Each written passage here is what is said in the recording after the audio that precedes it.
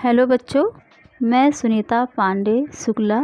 मैं triple MA B.Ed TET C.TET qualified आप सभी का हृदय से अभिनंदन करती हूँ।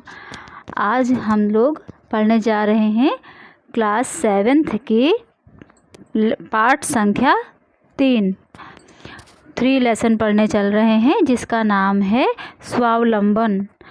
सबसे पहले पाठ का नाम और उसका अर्थ समझिए। स्वावलंबनम मतलब होता है आत्मनिर्भरता, जो अपने आप में निर्भर हो, किस पराधीन ना हो, किसी के ऊपर डिपेंड ना हो, ऐसे लोग। देखो, थोड़ा सा संक्षिप्त में पहले पाठ को समझ लो। इस पाठ में 2 मित्रों की कहानी है। एक के बहुत अमीर हैं और जो है जिनके यहाँ बहुत सारे नौकर चाकर इत्यादि हैं, और एक हैं जो अपने ऊपर आत्मनिर्भर हैं। तो इसमें ये चीज़ बताया गया है कि जो स्वावलंबी होते हैं यानी आत्मनिर्भर होते हैं, वो जो है हमेशा सुख को प्राप्त होते हैं, यानी कि उनको हमेशा सुख मिलता है। और इस पाठ में एक और महत्वपूर्ण बात है, वो है कि ये पाठ संख्यावाची शब्दों के साथ जुड़ा हुआ है, यानी कि आपको गिनती भी सिखा रहा है ये पाठ, और महीनों के नाम, ये चीज़ें भी सिखा रहा है। ठीक है, तो अभी देखिए, साथ साथ में समय देखना यानी कि घड़ी देखना भी आपको सिखाएगा। ठीक है, बहुत ध्यान से पढ़िएगा, समझिएगा।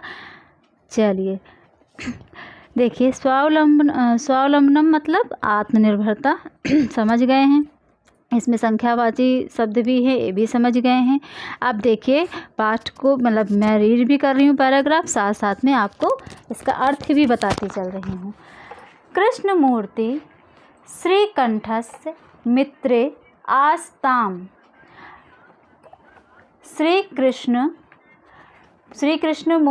कृष्णमूर्ति जो हैं और श्रीकंठस, जो ये च है इन दोनों के बीच में आ जाएगा और के लिए। कृष्णमूर्ति और श्रीकंठ दोनों मित्र थे। आस्ताम मतलब थे, मित्रे मतलब मित्र थे, 2 मित्र थे। कौन कौन से? कृष्णमूर्ति और श्रीकंठ। श्रीकंठस्य पिता समृद्ध आसीत्। आसीत् मतलब था या थे के लिए इस्तेमाल होगा, तो समृद्ध मतलब बहुत ज़्यादा धनवान, धनवान से संबंधित है समृद्ध। तो श्रीकंठ के जो पिताजी थे वो बहुत ज़्यादा धनवान थे, यानी समृद्धशाली थे। अतः तस्य भवने सर्वविधानि सुख साधनानि आसन। अतः अतः तस्य भवने, उनके भवन में सब प्रकार की, सर्वविधानि सब प्रकार की सुख सुविधाएं थी, आसन थी। इसीलिए भाई सब धनवान थे, इसीलिए उनके घर में सब प्रकार की सुख सुविधाएं थी। तस्मिन् विशाले भवने 40 स्तंभा आसन। उनके बड़े से विशाल भवन में, यानी बड़े घर में 40 मतलब 40, देखो गिनती बता रहा है ना, 40 खंभे थे। तस्य 18 कोष्ठेषु यानी 18 कोष्ठेषु मतलब हुआ कमरे, 18 कमरे थे। 50 गवाक्षाः यानी 50 खिड़कियाँ थी। गवाक्षाः मतलब खिड़कियाँ, 50 मतलब 50। चत्वारिंशत् मतलब 44। द्वाराणि द्वार थे, यानी दरवाजे थे। 63 यानी 36, यानी 36 क्या थे? विद्युत व्यजनानि च आसान, यानी बिजली से चलने वाले पंखे। कितने थे? 36 पंखे थे। तत्र 10 सेवकाः निरंतरं कार्यं कुर्वन्ति स्म। वहाँ पर 10 सेवक निरंतर कार्य किया करते थे उनके सेवा में। ठीक है। परम कृष्णमूर्ते माता पिता च निर्धनो कृषक दंपति। परंतु जो कृष्ण मूर्ति के माता पिता जो थे वो निर्धन कृषक दंपति थे, यानी कृषक पति पत्नी थे उनके माता पिता कृष्ण मूर्ति के। तस्य गृहम् आडंबर विहीनम साधारणश्च आसीत्। उनका जो घर था वो कैसा था? आडंबर विहीन था, मतलब उनके घर में कुछ भी दिखावा वाला सामान नहीं था, बल्कि वो लोग बहुत साधारण जीवन जिया करते थे, बहुत साधारण थे। इतना समझ में आ गया? एक बार इसको देख लो केवल हिंदी। कृष्ण मूर्ति और श्रीकंठ दो मित्र थे और श्री कृष्ण के पिता धनवान थे, अतः उनके पास बहुत बड़ा भवन था और वहाँ पे उनके भवन में सारी सुख सुविधाएं मौजूद थी। उनके भवन में 40 खंभे लगे थे और 18 कमरे थे, 50 खिड़कियाँ थीं, 44 मतलब 44 दरवाजे थे, 36 यानी 36 पंखे थे। वहाँ 10 नौकर हमेशा काम में लगे रहते थे। परंतु कृष्ण मूर्ति के माता पिता एक निर्धन किसान थे और वो साधारण जीवन जीते थे। उनका जो घर था वो आडंबर विहीन था, यानी वहाँ पर कोई दिखावा नहीं था, बिल्कुल साधारण जीवन वो लोग जीते थे। यहाँ तक का हो गया। नेक्स्ट पैराग्राफ में आ जाओ बेटा। देखिए, बहुत ध्यान से देखिएगा, बहुत अच्छा है और इससे हमें सीखना भी चाहिए। एकदा श्रीकंठः तेन सह प्रातः 9 वादने तस्य गृहम् आगच्छत्। एक बार श्रीकंठ उसके साथ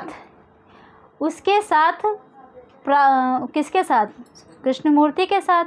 9 वादने मतलब 9 बजे, प्रातः सुबह 9 बजे, गृहम् आगच्छत् घर आ गए। एक बार श्रीकंठ उसके साथ सवेरे 9 बजे उसके घर आ गया या फिर आ गए। तत्र कृष्णमूर्ति तस्य माता पिता च स्वशक्त्या श्रीकंठस्य आतिथ्यम् आकुर्वन्।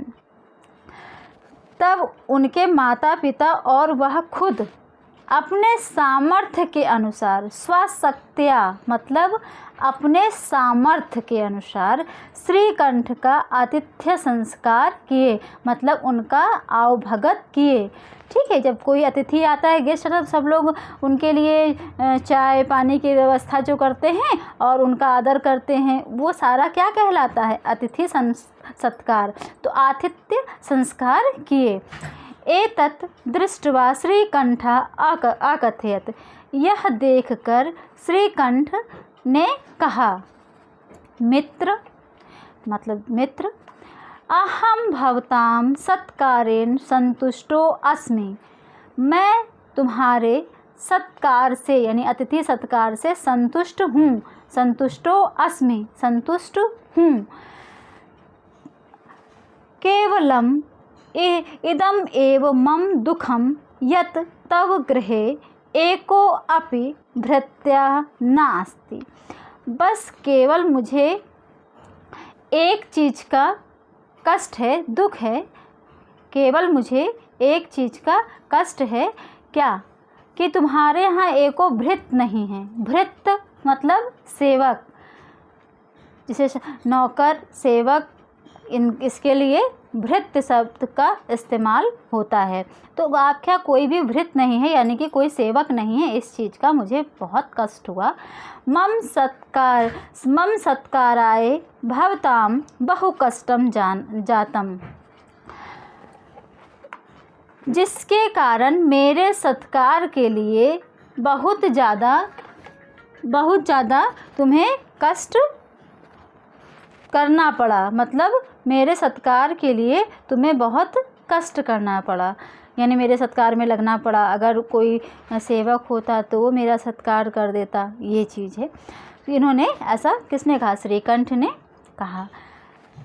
तब तदा कृष्णमूर्ति नहीं ये मम सत्काराय मम गृहे तु बहवः कर्मकराः सन्ति।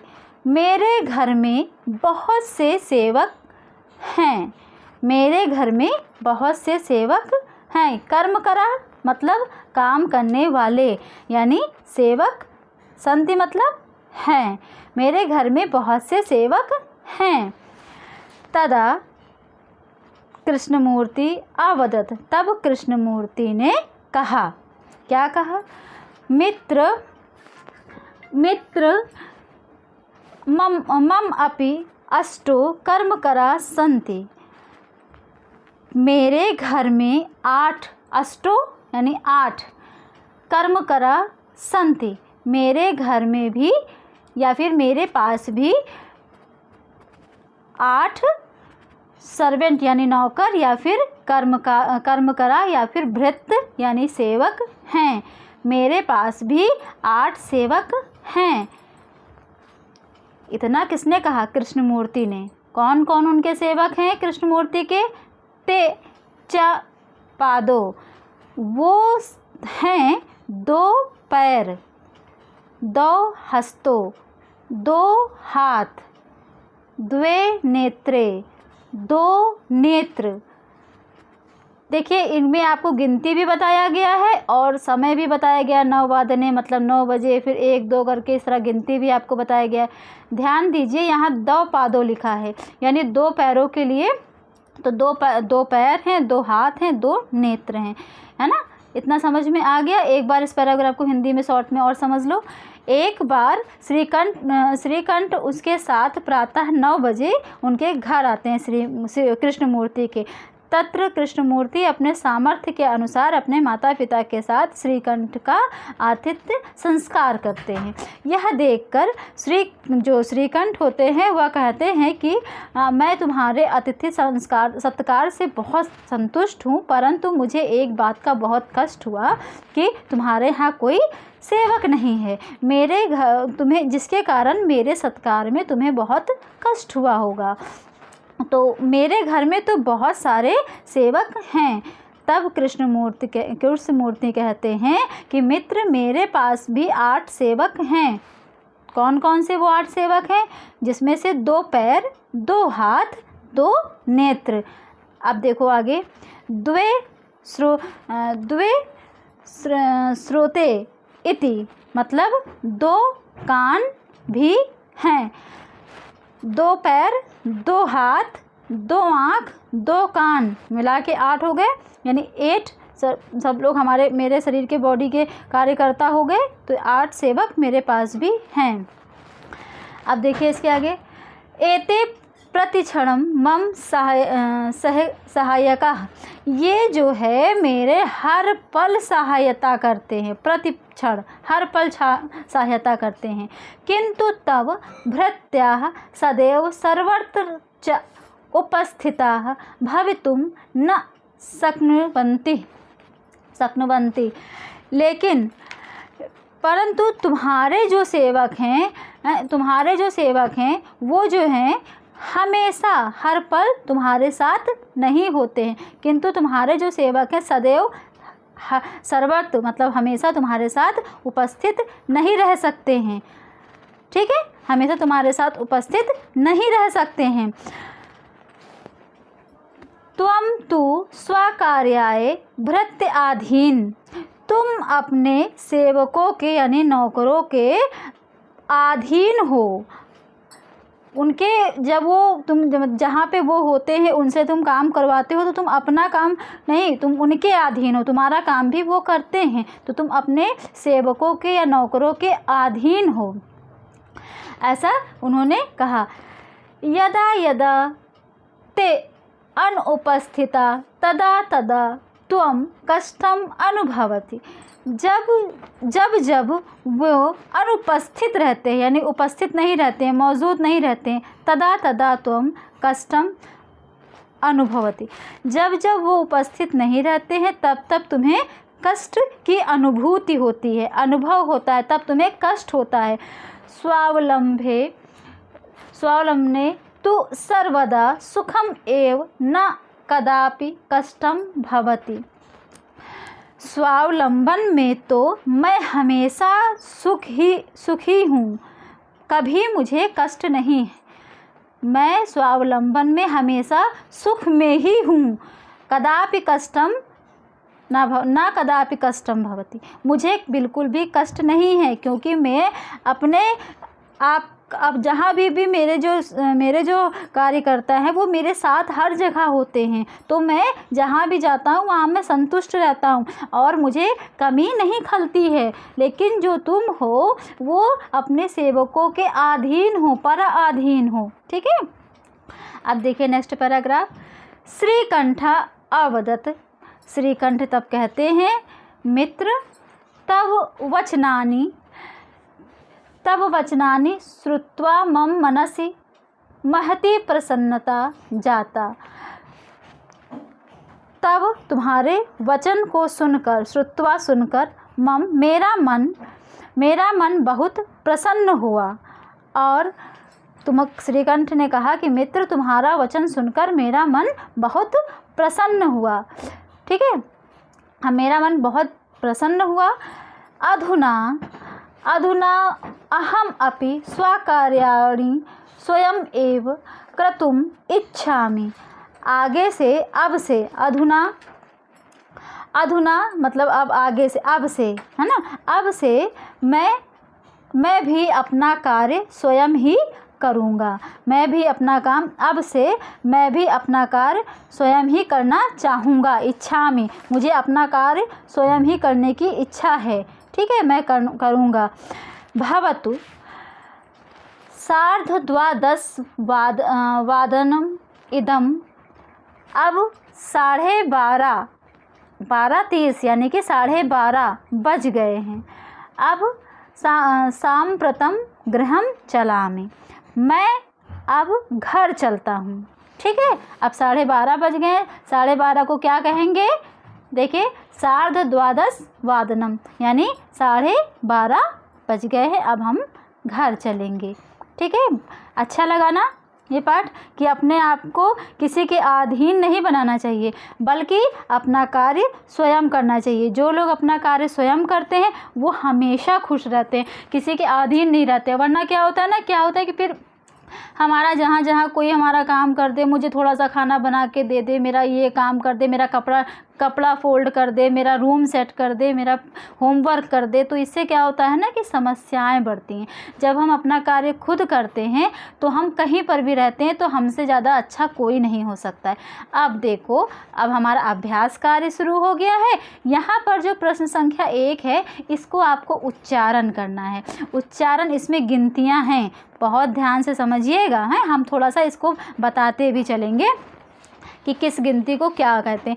विंशति 20, द्वाविंशति 22, चतुर्विंशति 24, पंचविंशति 25, अष्टविंशति 28, नवविंशति 29, त्रिंशत् 30, द्वात्रिंशत् 32, त्रयत्रिंशत् 33, चतुरस्त्रिंशत् 34, अष्टत्रिंशत् 38, नवत्रिंशत् 39, चत्वारिंशत् 40, द्विचत्वारिंशत् 42, त्रयश्चत्वारिंशत् 43, चतुरश्चत्वारिंशत् 44, सप्तचत्वारिंशत् 47, पंचाशत् 50। आपको इसकी मीनिंग भी मैंने बता दिया और उच्चारण भी करना बता दिया है। और बेटा, उच्चारण तो आपको खुद करना पड़ेगा, तभी अच्छे से आएगा। ठीक है, अब आइए प्रश्न संख्या 2 में। प्रश्न संख्या 2 में आपको प्रश्नोत्तर करना था, तो मैंने पुस्तक में ना लिखकर आपके लिए अलग से नोट करके मैंने आपको दिया है। इसको आप स्क्रीनशॉट ले लो या देख के, इस वीडियो देख के रोक के कर लो, आपको जैसे सुविधा हो वैसे आप कर लीजिए। प्रश्न संख्या 2 में आपको मैंने ये प्रश्नोत्तर दिया है, इसे आप कॉपी कर लीजिए। ये 6 प्रश्न हैं, 6 प्रश्नों हैं और उसके उत्तर भी लिखे हुए हैं। इनमें है तो बहुत छोटा छोटा, लेकिन मैंने फिर भी आपको इसमें लिख कर दिया है, पुस्तक में नहीं लिखा। इसको कॉपी कर लीजिएगा। अब आ जाइए प्रश्न संख्या 3 में। प्रश्न संख्या 3 में जो है ये चित्र बना है, चित्र को गिन कर लिखना है। तो अब देखिए मैंने इसको गिना है और ये था अष्टादश यानी 18 यानी कि 18 जो है ये पॉट था, मैंने इसको गिन के यहाँ लिख दिया है। जो ये मैंगो बना हुआ है ये 21 यानी 21 था, तो मैंने यहाँ 21 लिखा, यहाँ 18 लिख दिया, अष्टादश 21। ठीक। अब यहाँ मैंने जो ये बॉल गिना तो ये 15 था यानी 15 था, और मैंने यहाँ पे इसको लिख दिया। और ये मैंने कैंडल गिना तो यहाँ पे मैंने 63 यानी कि 36 मैंने यहाँ लिख दिया।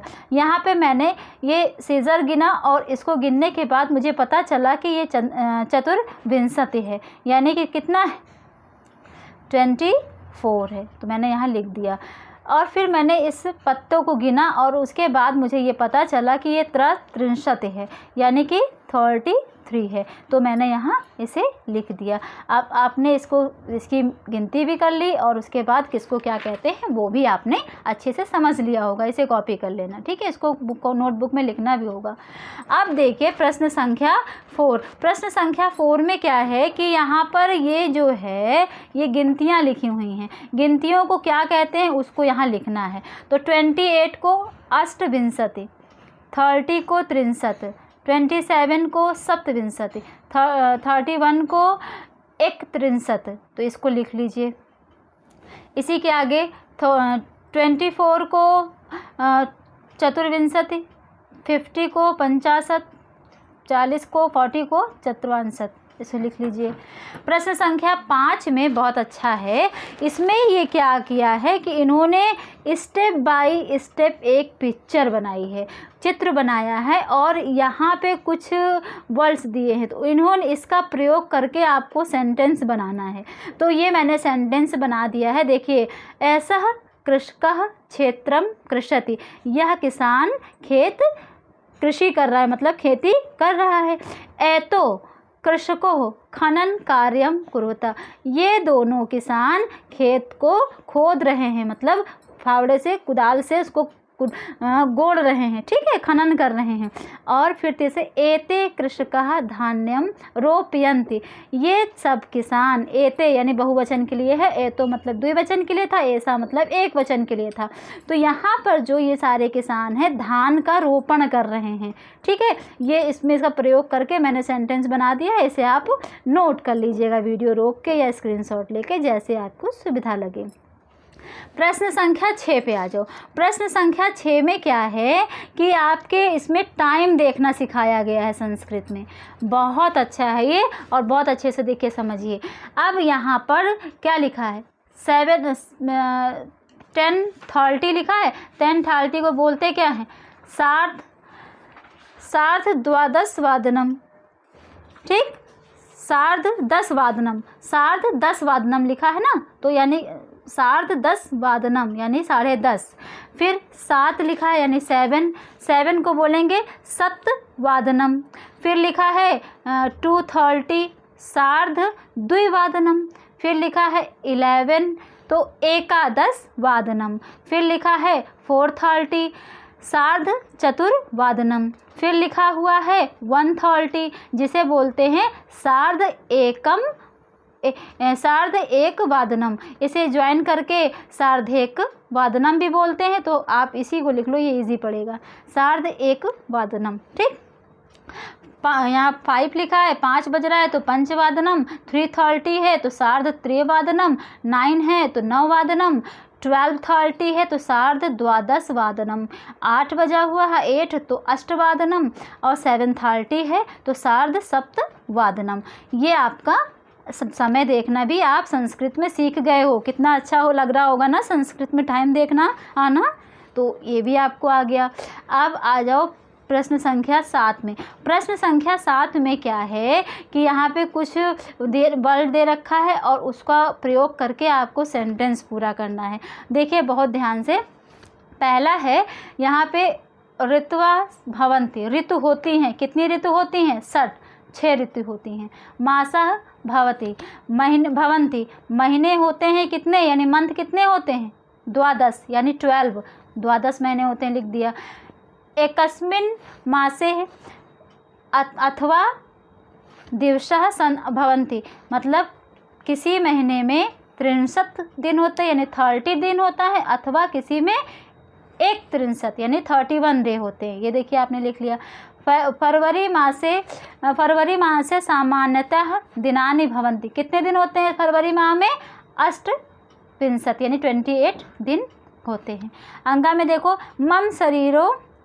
मम शरीरे हस्ते स्था, हमारे शरीर में कितने हाथ होते हैं? 2, तो 2 लिखा हुआ है, इसे आप कॉपी कर लो। ठीक है, ये आपका हो गया। अब आ जाइए यहाँ पे, इसका देखो, ये आपके पाठ का सबसे लास्ट पार्ट है। इसमें करना क्या है कि इसको ध्यान से आपको देखना है और समझना है। इसमें क्या है कि आपको महीनों के नाम बताए गए। यहाँ पे लिखा हुआ है चैत्र, बैसाख, ज्येष्ठ, आषाढ़, श्रावण, भाद्रपद, अश्विन, कार्तिक, मार्गशीर्ष, पौष, फिर उसके बाद है माघ, फिर फाल्गुन। तो ये आपके महीनों के नाम हैं। 2 महीने बसंत, फिर ग्रीष्म, फिर वर्षा, फिर शरद, फिर हेमंत, फिर शिशिर। इस तरह से मिलके 6 ऋतुएं हमारी बनती हैं। अब एक चीज़ इसमें और समझ लो, ये थोड़ा सा आप लोग को समझने में आसानी होगी। जो चैत्र माह होता है वो मार्च से होता है। चैत्र माह में मार्च और अप्रैल को चैत्र माह कहते हैं। बैसाख को अप्रैल और मई में कहते हैं। इसको आप चाहे तो नोट कर लो, मैं बोल दे रही हूँ। चैत्र को मार्च अप्रैल, बैसाख को अप्रैल मई, ज्येष्ठ को मई जून, आषाढ़ को जून जुलाई, श्रावण को जुलाई अगस्त, भाद्रपद यानी भादो को अगस्त सितंबर, अश्विन यानी अश्विन को कुछ लोग कुंवार मास भी बोलते हैं, वो सितंबर अक्टूबर, कार्तिक मास को अक्टूबर नवंबर कहते हैं। अक्टूबर और नवंबर के बीच में ये पड़ते हैं, दोनों आधा अक्टूबर आधा नवंबर ले लेता है ये। मार्गशीर्ष यानी अगहन कुछ लोग कहते हैं इसे, तो उसे नवंबर दिसंबर, पौष माह को दिसंबर जनवरी, माघ को जनवरी फरवरी, फाल्गुन को यानी फागुन को फरवरी मार्च, जिस महीने में होली आती है फागुन महीने में होती है ना। तो ये आपका पूरा 12 महीने हो गया, और आपने उसका हिंदी में भी नाम समझ लिया और इंग्लिश में कौन से महीने में क्या होता है वो भी आपने जान लिया। अब इसको भी आप लिख लीजिएगा। अब इस अध्याय में पूरा आपका चैप्टर मैंने कवर कर दिया है। कुछ भी नहीं समझ में आए तो कमेंट बॉक्स में आप पूछ सकते हो। ओके बच्चों, बाय, टेक केयर। हाँ, एक बात, इम्पॉर्टेंट बात, अपने सभी दोस्तों को ये वीडियो ज़रूर शेयर करो, और प्लीज़ मेरे चैनल को सब्सक्राइब करना बिल्कुल मत भूलो, क्योंकि ये आपके लिए बहुत ज़्यादा लाभप्रद होने वाला है। जब मैं संस्कृत की बेसिक चीज़ें इसमें डालूँगी अध्याय के अलावा, तो आप समझोगे और वो आपके लिए बहुत फ़ायदेमंद होगा। ठीक है, और साथ साथ में आपके चैप्टर्स, प्रश्नोत्तर सभी कुछ मैं इसमें कवर करा रही हूँ, वो भी आपके लिए लाभप्रद होगा। तो वीडियो लाइक करिए, सब्सक्राइब करिए और शेयर करिए। ओके बच्चों, बाय, टेक केयर।